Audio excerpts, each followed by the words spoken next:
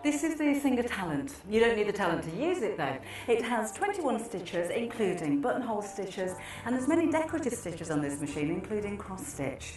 It's another easy to use machine. It has a needle threader, and it's got stitches on here that can do things like overcasting, so it helps to stop your fabric from fraying. I think with this machine, if you're a beginner, it's absolutely perfect for you because it's an easy to understand machine. But if you want to advance and maybe do a little bit of patchwork, some decorative stitching, so crafty sewing, or even as you're going on to dressmaking, this is going to be the machine that's perfect for you. Now the feet that are included, there'll be the foot on the machine when you first get it home, which is a standard foot or a zigzag foot, and this has got a V shape in the centre so you can centralise your stitches. We're also going to give you a buttonhole foot and a little foot that you can sew buttons on with. The blue bit at the front is very grippy, so it holds your button in place. We have a foot that you can sew zips in with, or you can do piping or cording with that foot. There is another spool holder. Now this is so that you can do twin needle sewing. You will have to buy some twin needles to do that, but the machine's very capable of doing some lovely decorative stitches with like a shadow if you use a different colour thread. We're going to give you a darning plate. This goes over the top of the feed dots or the feed teeth. So if you are sewing a button on or you want to do some free motion embroidery, then you use this plate. And there's a couple of extra bobbins and your seam ripper. The stitches are right here, and you can see we've got a blue and a black. I'll show you how to choose each side of those in just a second, but let me explain what they are. We have a straight stitch. This is the stitch that you're going to use most of all, and this is a straight stitch for stretch fabric, so it gives like a back stitch. The needle will go back once, forward twice, and then when you do have a stretch fabric, the stitches don't crack as the fabric stretches. This is a zigzag. Now you can use a zigzag on things like felt as a decorative stitch, or to finish off a seam, a hem, so it doesn't fray. And with this stitch, the stitch goes over the zigzag shape 3 times, so it gives a more dense effect. As I turn the wheel around, we've got the running zigzag stitch. That's nice for elastic or cording, because whatever you're sewing over isn't going to pull through the stitches. And then a smocking stitch, which is used for smocking or a decorative stitch. Then we have a blind hem stitch, which is on the left-hand side, for stretch fabric, so that's jerseys, polo shirts, school outfits and things like that. And then we have blanket stitch. Then we have a couple of blind hemming stitches for woven fabrics. They're facing different directions. And on this side is an overcasting stitch. So again, it helps to stop your fabric from fraying. A blanket stitch again. Then we have stitches which you can use either decoratively or for mending. And this mock overlocking stitch you see a lot on things like sweatshirts and raglan sleeves. Then we have more decorative stitches. I mentioned the cross stitching. This stitch here you can use for applying cording as well if you have a cording foot or you buy a cording foot to go with the machine.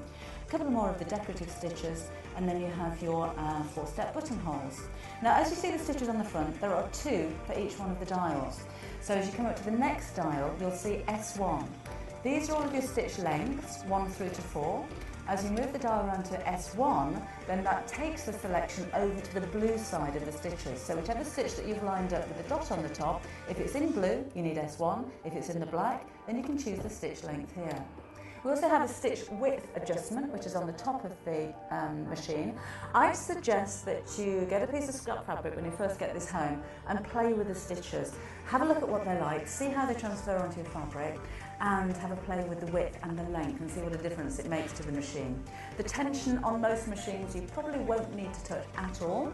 It'll be factory set at the recommended setting. On this one it's number 4, and the only reason you may need to alter that is if you're sewing through very, very fine fabric.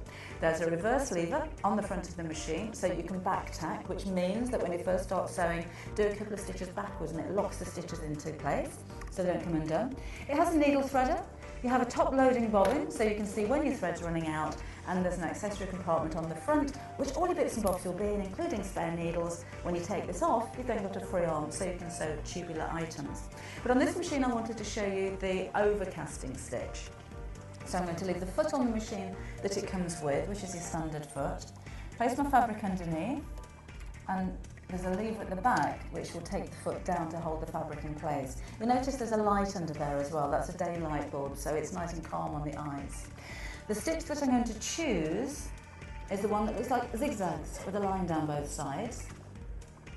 This one here, that clicks into place. It's very easy to select, and I need to turn my dial here onto S1. I'll need my fabric quite near the edge, And again, practice makes perfect. So when you start to sew, if you're not in the correct position, you can always adjust that till you get used to the machine. And then away we go. Now you may recognise this stitch on practically any garment that you would buy from a shop. If you turn it inside out, this is how the seams are finished. And the reason being, if you can help to stop woven fabric from fraying, it's going to last longer, particularly if it is a garment, because that's going to be going into the washing machine, which can be the worst thing for your fabrics. There's a thread cutter on the side, and that's what the stitch looks like. Now you can either take your stitch over right up to the edge of your fabrics, or you can simply trim back right up to the edge of the stitch there. And remember, you can adjust the length of that stitch as well. So this is something that you use on dressmaking, on tailoring, or on things like cushion covers, things that need to go in the wash frequently. So whatever it is that you're sewing, it's going to last that little bit longer. So many decorative stitches with this machine, which means that you can embellish things like bags and cushion covers, little girls' dresses, all the way through to a sophisticated suit maybe that you want to just put some embellishment around the collar or onto the pockets. It's a good machine for those of you that are going to a class, because as you progress, maybe you're going to start off doing a little bit of patchwork and then go on to light quilting work. This is a machine that can grow with you. This is the Singer Talent. You don't need the talent to use it though. It has 21 stitches, including buttonhole stitches, and there's many decorative stitches on this machine, including cross stitch. It's another easy to use machine. It has a needle threader, and it's got stitches on here that can do things like overcasting, so it helps to stop your fabric from fraying.